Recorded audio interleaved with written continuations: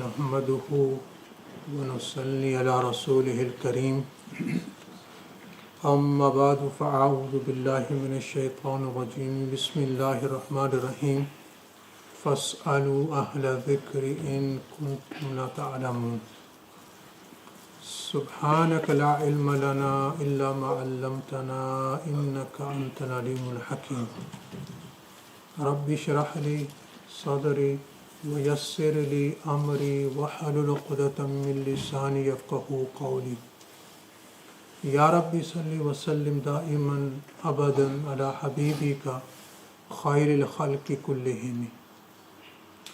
Respected elders, young brothers, friends, brothers and sisters, at this very moment we are sitting in the Q&A session which takes place every Wednesday, every week. Till now, hundreds of questions we have received from brothers and sisters. In today's session, the questions which I have received, one of them is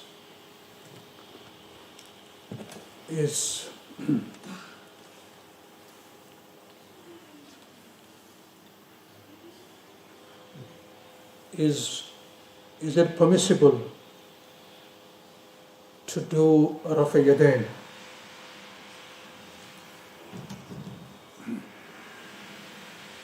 Rafa Yadain, doing Rafa Yadain and in the prayer more than once is Sunnah of Prophet Sallallahu Alaihi Wasallam, and not doing Rafa Yadain in the prayer is also Sunnah of the Prophet Sallallahu Alaihi Wasallam. Imam Abu Hanifa rahimahullah, the Imam Azam, his view is on this issue, on this matter, it is more preferable to not to do Rafa Yadain in the prayer. Imam Shafi rahimahullah, his view is no, it is more preferable to do Rafa Yadain. They are both on haqq. Those who do Rafa Yadain in the prayers according to their Imam, they have no right to criticize those who do not do Rafa Yadain. And those do not do Rafa Yadain, they have no right to criticize those who do Rafa Yadain. Both methods are Sunnah of the Prophet Sallallahu Alaihi Wasallam. But unfortunately, in this day and age, we very quickly criticize others, while knowing that my brother who is doing this is also Sunnah of the Prophet Sallallahu Alaihi Wasallam. Allah subhanahu wa ta'ala wants to keep every Sunnah of the Prophet Sallallahu Alaihi Wasallam alive to the Day of Judgment. So both methods, according to the Imams, are right. Whosoever follows whichever Imam, he is on haqq, he is on truth. And inshallah, we can hope, following the Imams, meaning their teachings, we can hope from Allah subhanahu wa ta'ala that He will forgive us, and inshallah He will, on the Day of Judgment, He will take us to Jannah and He will grant us the closeness of Prophet sallallahu alaihi wasallam.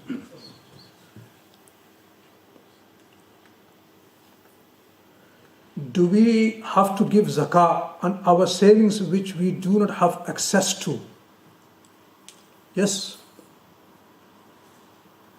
Sometimes if you have borrowed money to someone, for a period of time you may not have access because the money is with someone. But end of the day, the money is yours.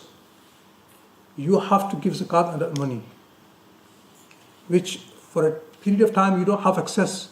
It's your ownership, they're yours, you have to give zakat every year.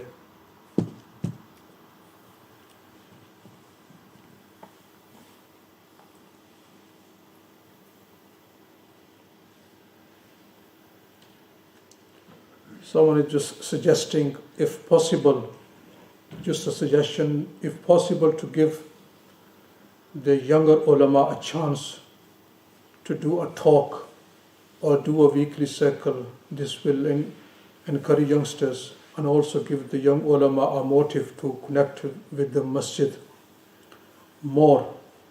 Maybe they are shy to come and ask directly to do a talk or bayan.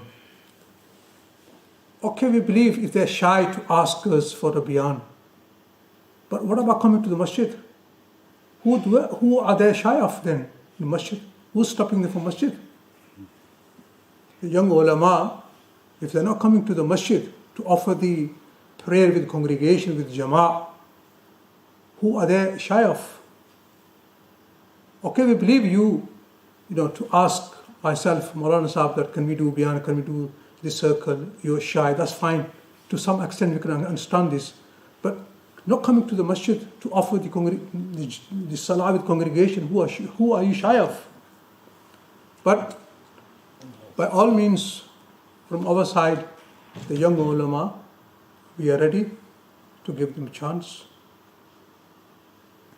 We are ready to give them a chance. Come in the masjid. You don't have to ask us. We will come to you. We will approach you. But first of all, we need to find your hiding place, where you are hiding. We need to find out where you are hiding. Then we will contact you. How can we? Who do we contact? So inshallah, you come. We will see you, and we will say to you, come forward, deliver a talk, give this.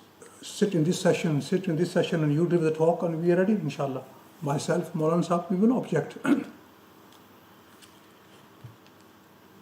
But you have to come out of your hiding place first.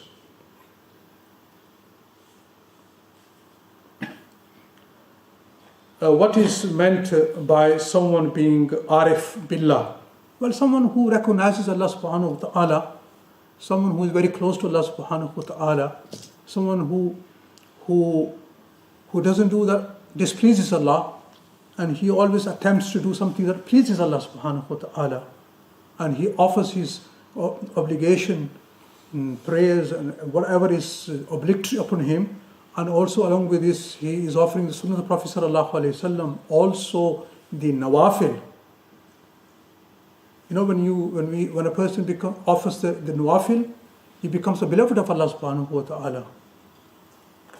So recognizing Allah subhanahu wa ta'ala, why He created us, why am I here, what Allah wants from me.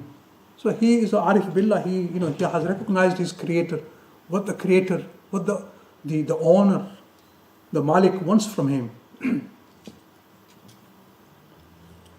Someone is asking if someone's wife or the husband becomes Qadiani, so what is the ruling regarding their nikah? Nikah breaks. Qadiani is a group, is a sect who believe that the Mirza Ghulam Muhammad Qadiani, he is a prophet. Aliyadu billah. After Prophet sallallahu alaihi wasallam, they are kafir.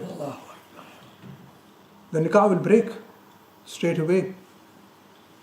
And also the Parvezis. Parvezi is another sect who deny the authority of the hadith of Prophet sallallahu alaihi wasallam. This is another sect who don't believe in the hadith of Prophet sallallahu alaihi wasallam. They say the hadith of Prophet sallallahu alaihi wasallam were only recorded 200 years after the demise of Prophet sallallahu alaihi wasallam, which is totally wrong. I've explained in my sermon the hadith of Prophet sallallahu alaihi wasallam with the days of Prophet sallallahu alaihi wasallam that were being recorded.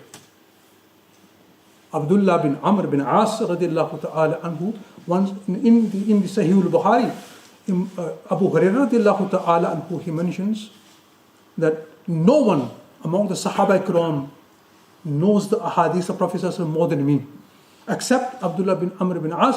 Why? Because he used to write, and I never used to write the hadith of Prophet sallallahu alaihi wasallam. So ahadith of Prophet sallallahu alaihi wasallam, the sayings of Prophet sallallahu alaihi wasallam were being written in the days of Prophet sallallahu alaihi wasallam. Rasulullah sallallahu alaihi wasallam, he commanded the Sahaba Ikram to write the hadith of his sayings. So even if someone's wife or someone's husband, he becomes a Parvezi, he enters in this sect who deny the authority of the hadith of Prophet ﷺ, then nikah breaks.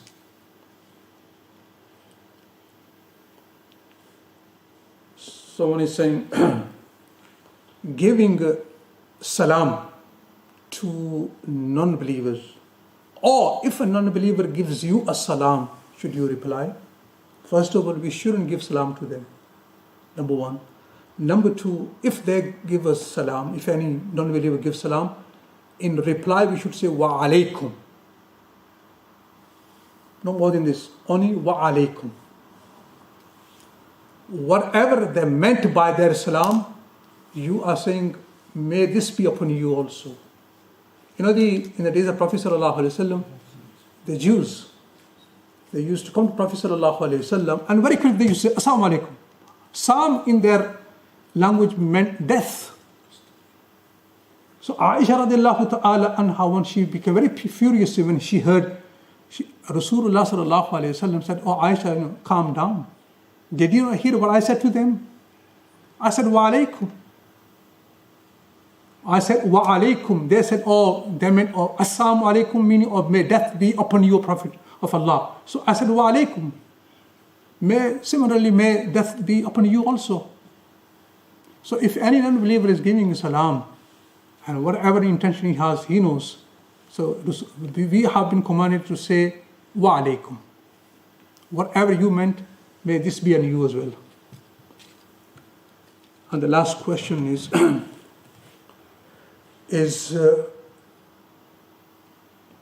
are Muslim drug dealers included in the hadith which mentions not killing another Muslim? You know, one killing is, the directly you kill someone. His soul, is gone, he's dead. Now, drug is something that harms your body. It damages your body. And Allah subhanahu wa ta'ala, we should always remember, this body, every limb of our body is a trust from Allah subhanahu wa ta'ala. And on the day of judgment, we have to, every individual, it is wajib on him to keep an eye and look after his body. Look after his body. Physically, you need to keep an eye. On the day of judgment, Allah subhanahu wa ta'ala will ask, this was a trust in your hand. Do you take care of it? Now, if someone is selling the drug, now the one to whom he is selling, with his consent, he is selling him. The one who's buying, willingly he is buying. So both of these are mujrim and they are criminals. The one who's selling, the one who's buying. He is selling something that will damage his body, injure his body, and put his body in danger. And the one who is buying, he is buying something and he will be taking something that will damage his body. And eventually, this may become the cause of his death. So both of these will be answerable on the day of judgment. But these drug dealers, we should keep this in our mind in this day and age. Who are more involved in selling drugs? Our Muslim young boys. They want easy money to come. Easy money. They want to sleep at night. In the morning, they want to be millionaires. And yet they are destroying the lives of many. They are destroying the lives of many. And yet, even they might be coming to masjid, offering 5 daily prayers, and yet at the same time, they're destroying other people's lives. They're playing with other people's lives, with vulnerable people. So both of them are answerable. One is putting someone's life in danger, or one is putting his own life in danger by buying and taking drugs, and the other he is giving. So we should, I don't know in this day and age why parents, some parents, they know my son or my sons, they are drug dealers. But yet they are silent. Why? Because the money is coming in. Money is coming in. They're happy. The money is coming in. They're not bothered. whether it's coming through drug or other, means. All their concern is money should come in the house, and this is coming. On the day of judgment, Allah subhanahu wa ta'ala, regarding the wealth, He will ask 2 questions. From how he earned the money and where he spent the money. 2 questions regarding the wealth. How he earned the money. Number 2, and after that, how he spent it, where he spent it. So I ask Allah subhanahu wa ta'ala, may He accept our sitting here and make the means of our forgiveness. Rabbana atina fi dunya hasana wa fil akhirati hasana wa qina adhaban nar. Rabbana taqabbal minna innaka antas samiul alim wa tub alayna innaka antat tawwabur rahim. Wa sallallahu ta'ala ala khayri khalqihi Muhammadin wa ala alihi wa ashabihi ajma'in bi rahmatika ya arham.